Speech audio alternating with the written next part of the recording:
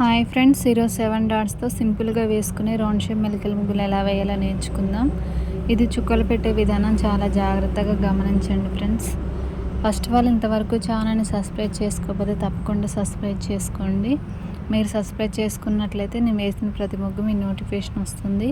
ఈ ముగ్గు నచ్చితే ఒక లైక్ చేయండి, ఎలా ఉందో కామెంట్లో తెలియచేయండి. మీకు ఎలాంటి ముగ్గులు కావాలన్నా కూడా నాకు కామెంట్లో తెలియచేయండి. ఓకే ఫ్రెండ్స్, కంప్లీట్గా చూడండి.